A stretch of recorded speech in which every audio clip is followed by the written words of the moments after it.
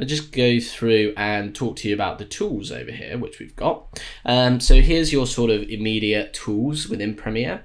So basically, obviously this is our selection tool, which gives us the mouse cursor, which basically allows us to sort of select stuff like this and click on it, and it just selects that clip, or we can select multiple ones and we can move them up and down the timeline or move them wherever we please.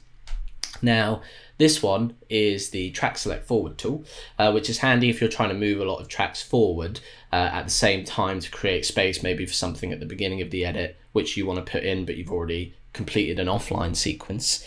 So what I can do is if I just click on this, it selects all the clips going forward. If I just click on this, it only selects that one. So again, a handy tool if you're just trying to quickly make some space.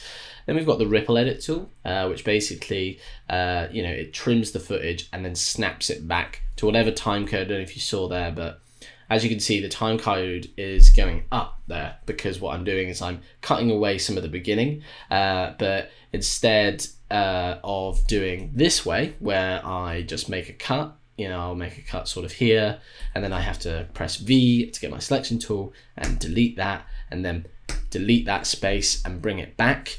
What I'm doing with the ripple tool is if I just press B on my keyboard, I'm automatically telling Premiere to take away that time in the time code that comes up in my sequence monitor, and then it's going to snap it back automatically for me. So again, that's a really handy tool, especially if we're doing stuff like this, where we want to trim a bit of what I'm saying, maybe up to the point here where I go quiet, and then this next clip here comes in. So it's just a lot smoother editing process again, and just makes your life easier when you're working with lots of different clips on a timeline.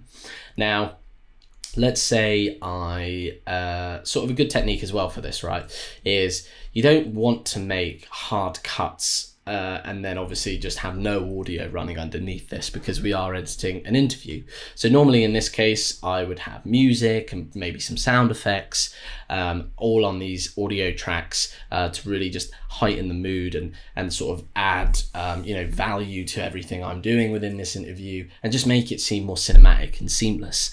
We're not going to do that for the purpose of this video. However, one useful tip I will say is that if you're going to make a cut to new footage, what's always a good thing to do is if you leave the audio underneath running. Now you don't always have to do this, but it just sounds a lot nicer. And obviously to hide harsh cuts, say if I like the beginning of what I'm doing here, right?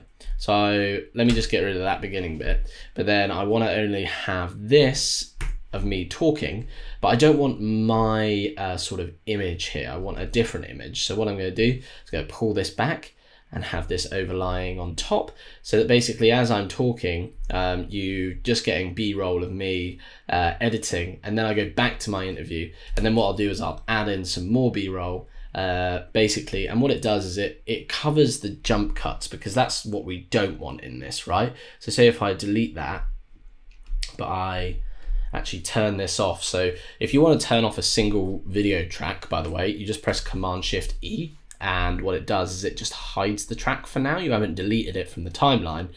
You've just basically told Premiere Pro to hide it from your timeline, essentially, for now.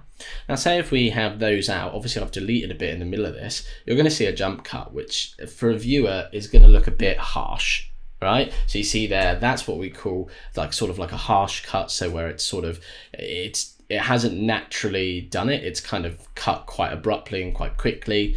Now, for some stuff like YouTube content and stuff, this can be forgiven, but if you're doing stuff for branded films, for advertising, for TV shows, or for feature films, this is the type of thing we want to avoid, which is why to hide the cut, which is good, we'll turn this back on, so Command-Shift-E on the same clip. And because obviously let me just drag this out as well. So obviously here's me beginning to talk. So I just play this through. So here's me sort of sat here, and then it cuts quite nicely there to me on the computer, and then I'll cut back to me talking. So you see it's covered the cut, so it's not as harsh to the spectators, which is nice. Yeah, that's the type of editing we want to do. Now, say if I want this clip to start with me sort of like this, and then I want it to go to my B-roll, but say if I want to stay on the B-roll for a bit longer, but I want to continue hearing me talking down here, what I'll do is I'll extend this shot out a bit, and then what I'll do is I will unlink this, So if you go up to here to unlink, and basically what that does is it makes the video and the audio two separate entities now. As before, it was all connected like what this one is. So everything that I do to the visual track changes on the audio track as well.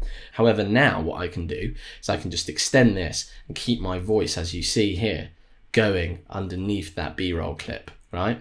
So that's another cool technique, because as well, it just makes it, you don't want to, again, make the spectators or the viewers feel sort of recognize where you've cut. You want to do your best to mask it, basically, because that's the purpose of a film editor. It's part of our job to sort of hide cuts and make it as seamless as possible within our timeline.